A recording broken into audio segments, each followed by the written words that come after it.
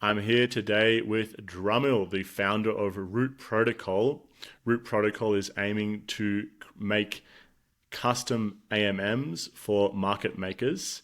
I'm very excited to chat about all things AMMs. It's a fascinating topic, and Root seems to be taking a fresh approach here. So I'm really keen to hear from Dhrumil what he's working on. Welcome, Dhrumil. Thank you so much for having me, Louis. It's great to be here. Yeah, it's a real pleasure to have you. So I'd love to hear about your background prior to Root and how you kind of got stuck into crypto. Sure. Yeah. So prior to joining in crypto, so I joined crypto in 2020 actually.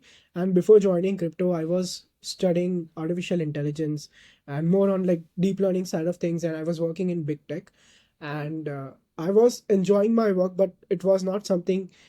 It was like not something fascinating. So I thought of giving crypto a chance, and I started playing around with Solidity, and I usually attended a few hackathons on Ethereum, and developed a few basic smart contracts and attended hackathons. And it was fun, like, the idea of controlling money with programs, that was very fascinating to me. And that's actually the one of the reasons why I was attracted to crypto the moment I started started exploring things. And like, yeah, after attending a few hackathons, I also explored Solana, because Solana was this, in 2020 at least, like it was this blockchain when Ethereum was just doing 15 to 20 transactions per second. Scalability was a big narrative then, and Solana was showing that like 50,000 transactions per second on all of this. The numbers sounded very too good to be true back then. So that's actually what really attracted to me.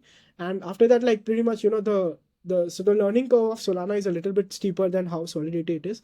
So I also wanted to learn something related to systems and so on. So that's how I got attracted to Solana. And then in 2021, I started this NFT fractionalization protocol called Solvent Protocol along with some of my team members. And I worked there as a core contributor. I did all the smart contract engineering and, like, some things at the growth side as well.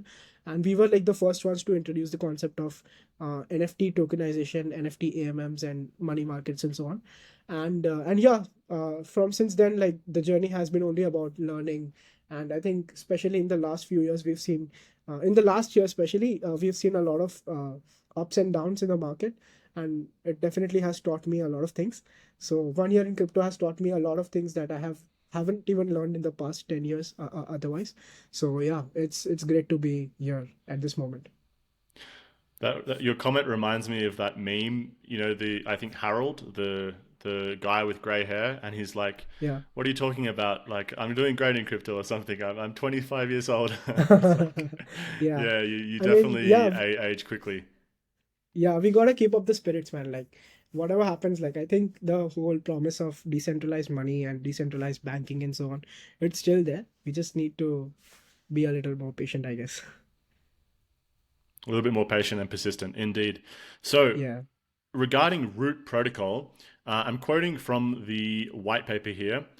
Root's primitive consists of a passive liquidity layer as well as a limit on combining. Let me just move over here. A limit order layer, thus combining the advantages of both AMMs and CLOBs, central limit order books, without causing liquidity fragmentation. So, in some simpler words for the listeners, can you tell us a bit more about like what Root is built to do? Sure, yeah. So, yeah, thank you so much for, like, referring something from the white paper.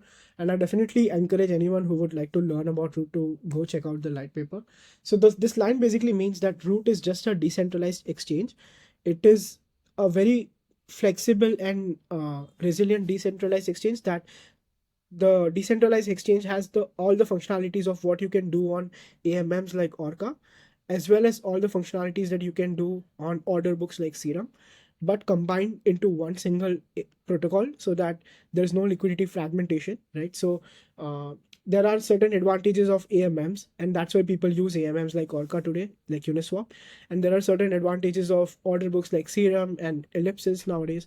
So so what happens is like these users are going to certain protocols based on specific use cases, and what Root is doing is combining all the functionalities into one single protocol, and that gives us a fresh approach of looking at decentralized exchanges, and like it opens up a lot of space for market makers and advanced users who can play around with any kind of liquidity structure and create any kind of strategy they want to do for market making. So yeah, so that is what I meant. Yeah. From a end user point of view, so I can imagine, and we'll get into this more, but I can imagine that your end user is not necessarily a retail user. But for a retail user, say myself, I'm going on Jupiter, I want to do a swap. Um, is there like what would the end user advantage be of something like Root? Whether that be, is the end user advantage that market makers can be more efficient, therefore my swaps will be, having lower slippage and less fees. Yeah. So we can say that nowadays, like the AMMs that we have today are not very efficient. They're great, but they have certain limitations. And what Root does is it opens up a lot of possibilities for market makers, and they can do a lot more that they could not do before, right? So for the end user who would probably use Jupiter to interact with Root by swapping tokens, yes, there would be a lot of improvements in slippage. So you could even see possibly zero slippage trades for certain tokens, and yeah, so that is one of the biggest advantages. And like so we can, so there's also this thing like uh, large orders, like let's say if you want to trade a million SOL at once, right? So these kinds of orders are too tricky to execute today, and if you just trade on AMMs like Orca or any other DEX today, it would be very, it would basically cause a lot of price impact, right? So what the idea, so Root has certain strategies on that end as well. So yeah, for the traders, basically there's improvement in slippage, there's also improvements in executing large orders. But for market makers, I think it's the more important part, because like market makers will see direct advantages of, they could do something that is not really possible before. So yeah, it's kind of like a Got marketplace you. for Okay. traders and market makers as well. Yeah. Got you. So, if I would just like summarize, tell me if I'm going wrong here. Sure. It's like you have, say, OpenBook plus Orca inside a single protocol, and you also have significant more configuration and flexibility in terms of how you set the fees, how you set how the slippage is arrived at, etc. Is that about right? Yeah, perfect, that is great. Like that is Okay. exactly what Root is. Okay, perfect. And now, again, from the white paper, one of the problems you list is inefficient price discovery mechanism in the existing market. So, considering the product that we've just described there, how does Root solve that problem? Right. Yeah, so this is a great question. I'm glad you asked this one. And I think for explaining this, I would like to take one example. So let's say that the price of Solana on Binance is $25 per SOL. And on, let's say, Orca, which is like an on-chain decentralized exchange, it is $25. So both on Orca and Binance are having the same price. But then if there's a large order execution on Binance, so a lot of traders are today on centralized exchanges because of ease of UX and latency. So mostly all the price discovery and all the trades happen there first, right? So if there's a larger price change on Binance, what happens is like the arbitrageurs who see this price discrepancy between Orca and Binance are supposed to rebalance the pools, right? So they need to trade on Orca such that the new price is reflected on Orca's pool as well. So Hmm. the only way they can do this is by making a trade, right? So they have to actually swap some tokens so that the price is corrected on Orca's liquidity pool as well. So in most of the cases this is profitable, but in some cases this might not be possible because due to high transaction fees or due to the taker fees being larger, right? So it's not always profitable for arbitrager to do this, and that's why most of the time Orca's prices are not fresh, like they are mostly stale. And a lot of there's this term called toxic flow, right? So a lot of the times Orca does not have its price reflected at like on par with what is being there on Binance, and that's why the liquidity providers there face a lot of toxic flow and they lose out to the arbitragers. And that is exactly what Root is trying to solve. So what Root does is that you can correct the prices on the liquidity pool, basically on Root's market, not just by making a trade, but just like an order book, you would provide some liquidity within the bid ask spread, so that you can do on Root. So that is something that has significantly improved. So one, there is no chance of this. I would not say no chance, but one, there is very little chance of somebody arbitraging and having some toxic flow provided to Root unless there's some configuration issue. But then that is a significant challenge that is being solved. And secondly, this also opens up the a protocol for market makers to do just so market makers today do market making on Binance. The same interface, they can use it for Root as well. So there's nothing being changed there. It's just traditional order book stepping in when AMM is lagging behind, right? So I think that is one of the biggest issues that are being solved here. And how would you compare that to something like Lifinity, which to my knowledge Right. uses oracles for the price to reduce the toxic flow? I think Lifinity is great, but I would say like Lifinity definitely uses oracles, and the one big disadvantage is like, what if we do not want to use oracles for one day, right? Like oracle dependency is definitely uh, like it can definitely cause friction. It definitely gives somebody the most updated price, but then also there is a certain limitation to which it works. I would call Lifinity is more like a uh, it's kind of like an algorithmic hedge fund trading strategy more than an AMM, right? So price Mm. discovery never really happens on Lifinity. It just serves a particular price at which it's ready to trade the tokens. And if we are to bring decentralized exchanges on chain, and by the way, I definitely think Lifinity is great, and it's one of my favorite DeFi projects in Solana. But Mm. it's just that like if we want to make price discovery happen natively on chain, that people trade on decentralized exchanges more than they trade on centralized exchanges, I think we need a certain exchange primitive which enables better price discovery, just as good as Binance and like OKX and all these exchanges offer. Okay, got you. And one point I want to pick up on is you said that the club kicks in when the price is very stale. Did I catch that right? And how does that work? Yeah. So what happens is like you can imagine on root as a big like XY axis, right? So there's this big axis and there's several prices at which you can provide liquidity, right? So when you say prices like let's say Sol is at $25 again, so there's prices from 10, 11, 12, 13, all these different kinds of prices, and you have to provide liquidity. So the liquidity that you provide can either be a passive liquidity, which is like Orca or Uniswap style liquidity, which you just deposit and automatically the trades will happen. You don't have to rebalance again and again. And the second liquidity is limit orders, where you just place a limit order and your execution is done, you can redeem the token back. So what I meant by that is like, so most of the times when AMM is lagging behind is when there's a lot of price changes happening on something like a Binance or centralized exchanges. And since AMM, the guys who are like, Orca Whirlpools users and like the guys who will be using passive liquidity, they might not rebalance as fast as the price changes that are happening on another exchanges, right? So that is exactly when limit orders, the guys who put in limit orders can step in and they can provide liquidity because they also have an incentive to do that. If they make that trade, they earn some profit by doing that.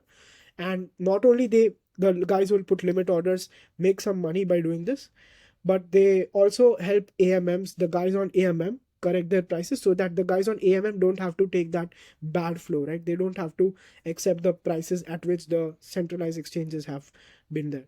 So the impermanent loss on the passive liquidity layer is significantly reduced because then it is taken care by the limit order layer, right? I'm not sure if I'm being correct there, but yeah. Yeah, yeah, it makes sense to me. One other question I have is, we had Serum. Now I'm aware of OpenBook. You mentioned Ellipsis. Yeah. Is there like a composability potential there between the different clubs, or are they having to raise separate liquidity? Yeah, I think most of the order books that you mentioned have a separate liquidity layer. Open book has Mm. its own, and I think Phoenix also has this own structure. So I think most of the I think it depends on what kind of use cases. Each of these protocols have certain advantages. So of course, Open Book has been like, it's a Serum v3 fork. So everybody knows Serum. It's probably the first open order book on chain, and it has some limitations because it requires constant cranking, and that is being solved by Phoenix. It does not require, and it does atomic transactions. So that is great. But then, like, the approach taken by Root is that what if we take this order book and embed it on an AMM, so that like we have the best of both the worlds, right? So there's certain changes that all of us have separate liquidity layers, but I think everybody's trying to solve the same problem, which is like, better primitive for making efficient liquidity. Yeah. Okay. Speaking about the custom market making strategies, which you were alluding to a little bit earlier, could you unpack like why that's useful and sort of what you're doing in that direction? Yeah, sure.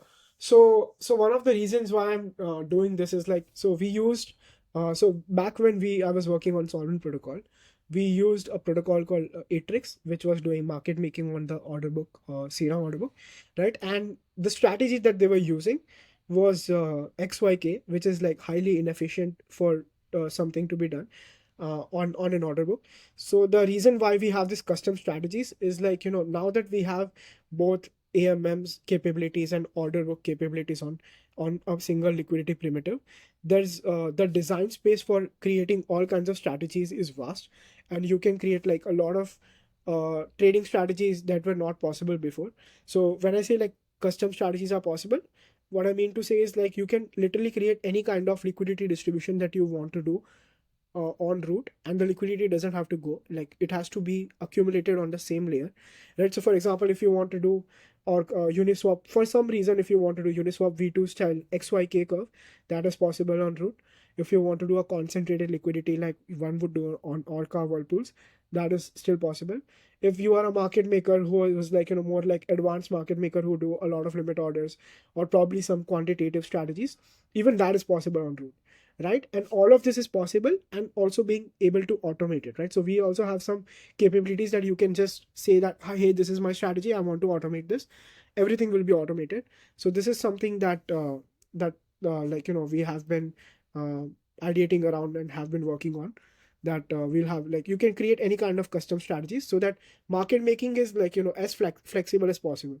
And I think like at the end of the day, market makers, what they want to do is they want to provide liquidity so that everybody can trade, and they make money by buying low, selling high, and all these kinds of strategies.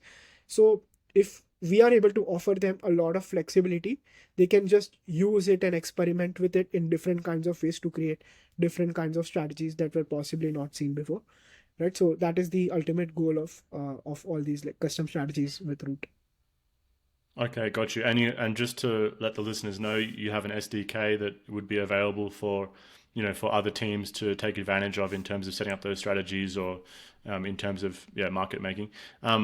In terms of the additional benefits that I was reading, I believe it was in the light paper, is you mentioned like a very low slippage and MEV protection. Yeah. Could you unpack those two benefits in a bit more detail?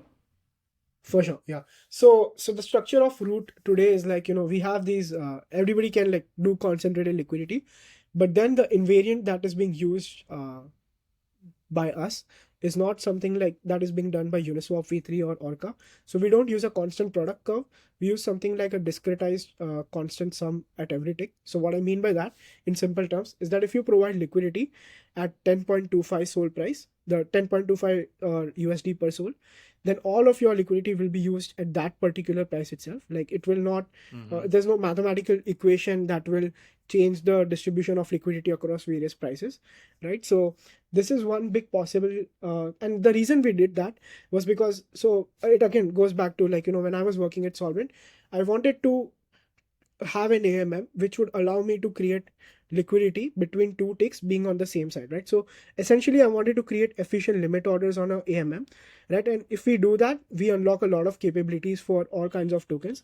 And that's why when we do that, like if users are trading, if there's enough liquidity, users will face literally zero slippage because there's liquidity on a single price, and the price does not change based on any kind of like, there's no concept of price impact if there's significant liquidity, right? So zero slippage trades is something that is possible with Root. And One yeah, question there sure. is that because it's like a limit order, or how? I didn't fully understand how it can be zero slippage. Yeah, sure. Sorry, my bad there. But what I mean to say is, like, let's say you provide liquidity on at the price of 10.25 USD per SOL, right? If you Hmm. provide $1,000 worth of liquidity, what happens is all your $1,000 of liquidity will be used to trade at that particular price. But this is not exactly what happens on other AMMs. What happens is your liquidity is distributed between 2 points, right? So all your liquidity, you cannot concentrate all your liquidity on a single price. It has to be between a range of prices, right? So once the swap occurs on these kinds of AMMs like Uniswap v3 and so on, the price moves, and this is exactly what we call slippage. Like, as users keeps on trading, the price moves and they have to pay more for getting the same token, right? And this is exactly what we are trying to solve, that if you concentrate all of the liquidity on a single tick, then there will be no slippage, because the same price will be used again and again for all the tokens that you want to swap, right? So for $500 worth of swap, all your $1,000 worth that is placed on a single tick is being used, so there's no price slippage, right? And I Hmm. think it really depends on the liquidity. So of course liquidity needs to be there for making zero slippage trades possible, but I'm saying that it Right. is possible to do that on Road. Yeah. Okay, but imagine I do the trade and I eat up all that Yeah. liquidity. How does that pool then balance to show the new price? I'm sorry, I lost a little bit. Can you repeat what you said in the last? Like, how does the Yeah, pool sure. mixture? So I'm wondering if I eat up that the 10.25 sol, if I Hmm. eat that up, then how does the pool then like reflect the new price? Yeah, so it depends on how much. So if your liquidity is like $1,000 worth of liquidity on $10.25 per SOL price, and if like somebody trades $500, so there's literally no change, because there's still another $500 worth of your liquidity at that price. So the price will not be updated. But then if the price is like, if I do a $2,000 worth of swap, then all your Mm. $1,000 will be eaten up, and we'll go to the next price, which is probably 10.26, and start accumulating liquidity there. So the price is basically the last tick, I would say. So it's a technical term, but basically the last tick wherein there's some amount of liquidity, right? So if there's at least some Hmm. liquidity that users can swap in, that particular price point is the current AMM price, and it reflects on just like how it's supposed to. Like, if a lot of people are buying, then ultimately the price will increase, only just in a different fashion than how it works on Uniswap v3. But then yeah, that those changes will be reflected, and like there will be also, we are thinking about this, that there'll probably be a time weighted average price like Oracle service that we can embed, so that other protocols can utilize it, and like do it, like they can take it from by reading the roots AMM state on chain. So yeah. Okay, got you. Okay, I'm curious to see how it works in practice. That sounds really interesting. In terms of the MEV protection, could you share a bit on that one? Sure. Yeah. So on the MEV side of things, to be honest, I'll just admit, like, I'm not an expert on MEV. I have done some reading of my own and some, like, analysis. But then there's this thing called just-in-time liquidity attacks. So what happens is, basically MEV, basically maximal extractable value, for anybody who does not know, is like, let's say you are swapping a large amount of ETH on chain. Then if I'm a validator and you submit that transaction to me, I can see that you are buying a lot of ETH, and that will cause a spike in the price. What I'll do is I'll place a buy order just before your transaction, and a sell order just after your transaction, and then approve, like, execute all these trades. So what I'm doing is, basically I'm seeing that you are doing some on-chain activity that I could exploit for benefiting myself, and that is how I extract value from exploiting your transactions as a validator. So basically that is MEV. And there's a concept of just-in-time liquidity that happens a lot on Uniswap v3. So people will provide liquidity at an extremely concentrated region for certain trades, such that they will take up all the trades and eat up all the fees that originally liquidity providers were supposed to have. So this is not really an attack, like nobody's being attacked, but what happens really is, like, these the guys who place just-in-time liquidity attacks are basically taking away the lunch from liquidity providers, right? And they are not also providing like putting up their liquidity there for a longer time. So it's just there for one transaction, and then bam, the liquidity is removed. So these kinds of and there's several other attacks as well on dexes. So what we're trying to do is, we do not have the design like implemented in the v1, but the design here is like we are having certain mechanisms on chain such that it can reduce the impact of these MEV on liquidity providers, right? So there's some cases, so most I don't think, or if all of MEV is something that can be removed completely, but we can definitely put in some guardrails such that some of the MEV is mitigated, right? So there's some design, again, like I cannot I'm not sure if I can say a lot of things here, but there's some design implementation that we have which will avoid liquidity providers being taken advantage of, and these attacks Hmm. are simply not possible on root, not at least as easily as it is possible on other dexes. Okay, got you. Yeah. Got you. Yeah, I'll have to have an MEV expert on because the MEV topic came up in the last podcast as well, and definitely need to be educated there. So moving on, I alluded a little bit earlier that the end customer is probably a developer. So would you guys say that you're more of like a B2B kind of company looking for other market making companies to work with? Uh, so I would say like so we have a mix of both. Like, so we definitely want traders on route because traders get ultimately the like very low slippage and like best prices. So once we integrate with Jupiter, all of the trader flow can exclusively like can have access to all the liquidity providers on route. So traders are definitely there, but then we also have these market makers who would definitely we would like to work with, so that we can create an infrastructure that is suitable for them to create like different strategies and stuff. Right now we are focusing on the market making side of things so that users can like just tell to us like, hey, I would like to make this kind of strategy on route, and we can just provide them the tools to do that, right? So it's probably a tool for liquidity providers first, and then from it the traders will be the ones who will benefit from it. and Hmm. and in the long run we also want to just like so we really actually inspired from the Serum team. Uh, I think the overall project Serum was really great, and it inspired a lot of DeFi innovation on Solana. Like, we had a lot of protocols being composed on Serum, so we definitely want to do something like that. We want to open source from day one. So right when the root will be launched on mainnet, it will be open source, and once the audits are clear, and the SDK will also be ready since day one, so everybody can just try to build new kinds of things on top of root. So that is also some kind of, I would say, user base who we would like to access to, like serving other protocols who can use our infrastructure as for something building for building something more complicated than this. Yeah. Awesome. I mean, yeah, it's all about Solana's all about composability, isn't it? That's one of the chief advantages over, your layer two arrangement on Ethereum. So that's really exciting to see and cool to hear that you guys are starting open source from the beginning. So that also raises the topic, like when are you guys planning to go live? Yeah, so we have the smart contract ready, and we are still working out on some of the like Rust side of code base right now.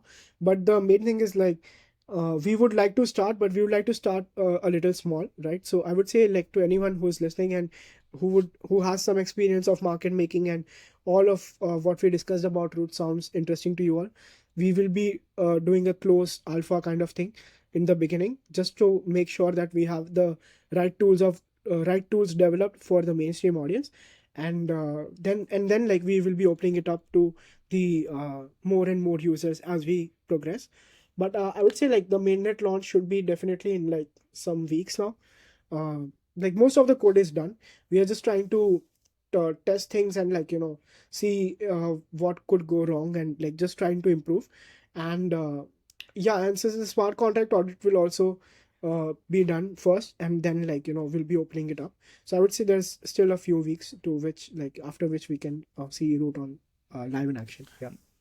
Nice, man. That's exciting times at Root. I guess last question, which some people will want me to ask: when Root token? Yeah, so I would say there will definitely be a root token, and yeah, like, so when I posted this thread on root light paper, right? So there's the last tweet says that there's some hidden alpha in the light paper itself.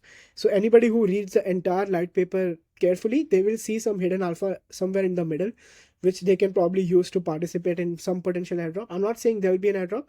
There could be one, but yeah, uh, yeah. So that's just it. And like, There you go. Alpha yeah, on the Cove, always. yeah. All right, Dhrumil, it's been really fun to chat and nerd out a bit on AMMs and clubs with you. For folks who want to follow the Root journey and be involved with the launch, where can they find Root on Twitter? Yeah, so the Twitter is roothq_, right? So I will, I'm not sure how can I send the link, but yeah, roothq, I'll include it in the show ROOTHQ notes. Yep. underscore. Yeah. Mm-hmm. So that would be awesome. And like, we will also be starting conversations with a lot of folks who enjoy market making on AMMs and audiobooks. So if anybody is interested, please feel free to reach out on our DMs. And yeah, you would probably be the first ones to whom like the Discord will be open, and the early users are, of course, like as we've seen in crypto, the early users are rewarded the best. So yeah, that's just it.